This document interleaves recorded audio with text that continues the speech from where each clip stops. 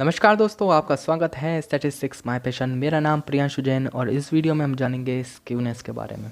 Skewness क्या होता है और कैसे यूज़ होता है, इसके बारे में हम इस वीडियो में जानने वाले हैं। तो बेसिकली स्क्यूनेस है क्या, आखिर वो है लैक ऑफ सिमेट्री के नाम से हम इसको जानते हैं। Lack of symmetry.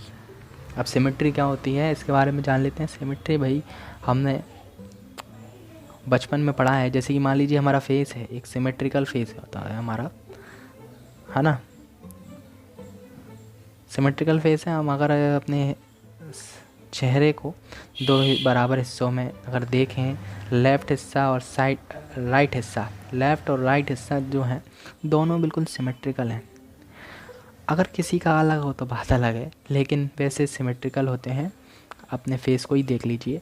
अगर हम कोई शेप के बारे में देखें, जैसे कि एक ट्रायंगल के बारे में, तो उसको आधा बीच से अगर डिवाइड किया जाए तो आधा हिस्सा जितना इधर का है उतना ही इतना हिस्सा इधर का है, तो इसको हम कहते हैं सिमेट्री।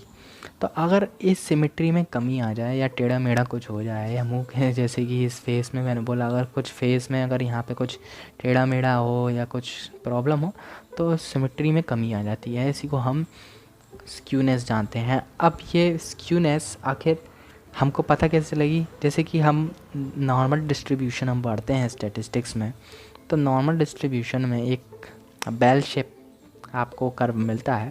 तो बेल शेप कर्व में बिल्कुल सेम सिमेट्री आपको देखने को मिलती है ना। लेकिन अगर आप स्क्यूनेस में देखेंगे तो स्क्यूनेस में आपको थोड़ा सा मुड़ा हुआ या टेढ़ा ऐसा दिखेगा। यहाँ पे मतलब कुछ हिस्सा ज़्यादा निकला हुआ होगा, यहाँ से थोड़ा सा कम हिस्सा, या फिर यहाँ का हिस्सा ज़्यादा या फिर यहाँ का थोड़ा कम, ऐसा आपको अनसिमेट्री यहाँ पे दिखाई देगी। सो यहाँ पे दो पॉइंट्स हैं। एक दो पॉइंट्स में यहाँ पे आपको मीन, मीडियन और मोड कभी भी इक्वल नहीं मिलेंगे। अगर आपको स्क्यूनेस है तो मीन, मीडियन और मोड अलग अलग पॉइंट पे आपको मिलते हैं।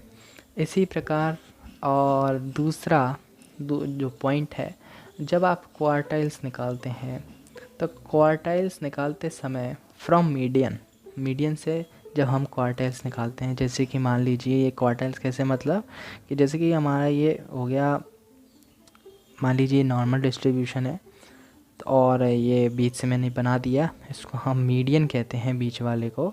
और बीच वाले से इस तरफ जो दो पॉइंट्स हैं वो क्वार्टाइल्स हम निकालते हैं।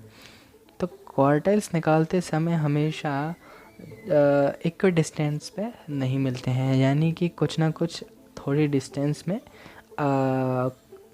कम या ज़्यादा आपको देखने को मिलता है। इसी प्रकार तीसरा पॉइंट आपको ये देखने को मिलेगा कि जो आप डेटा की मदद से कर्व बनाएंगे, जो भी आपके पास डेटा है उससे आप जो भी कर्व बनाएंगे,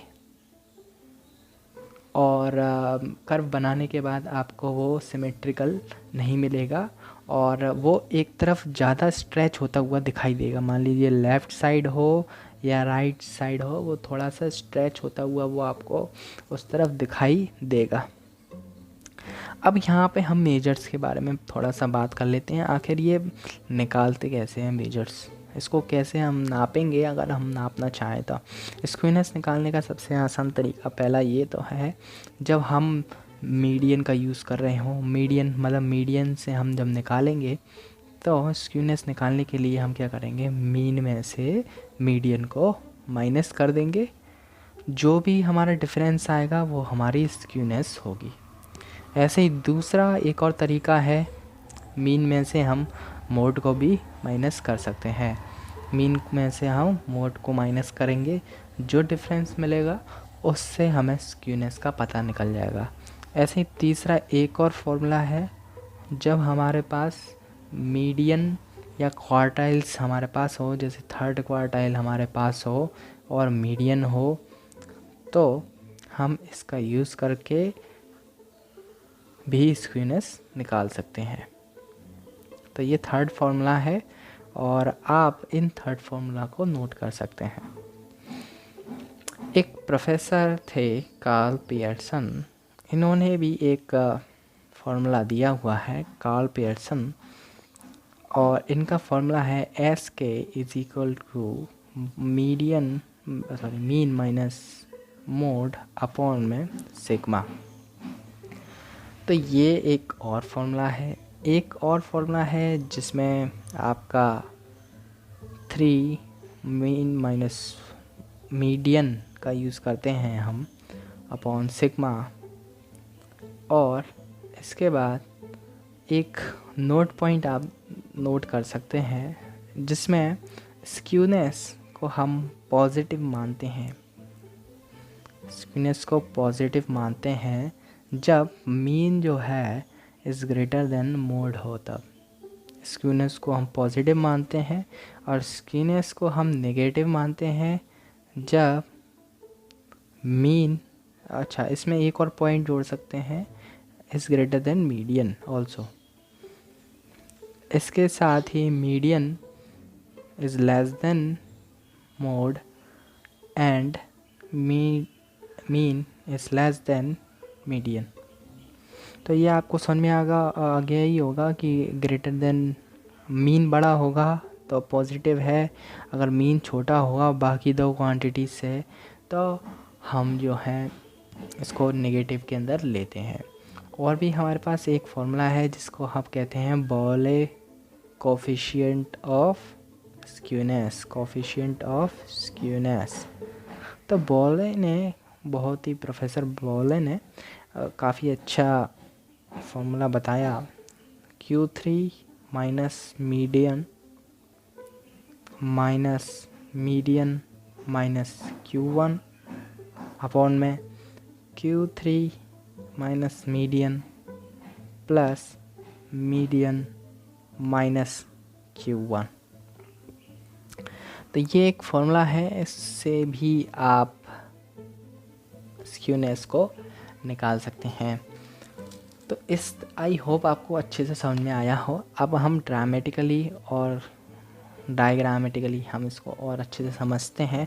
जैसे कि हमने अभी पढ़ा था कि एक बेल शेप कर्व जो कि हमें नॉर्मल डिस्ट्रीब्यूशन में मिलता है जिसमें मीडियन और मोड इक्वल होते हैं, ये केवल नॉर्मल डिस्ट्रीब्यूशन, और ये एक सिमेट्रिक डिस्ट्रीब्यूशन है।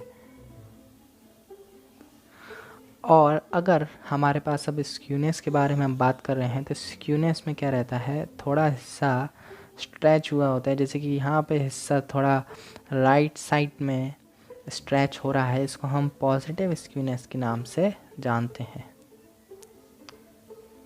तो पॉजिटिव स्क्यूनेस में जो मीडियन रहता है वो थोड़ा सा राइट साइड में, मीन भी राइट साइड में, और मोड जो है मिडल साइड में हमें देखने को मिलेगा।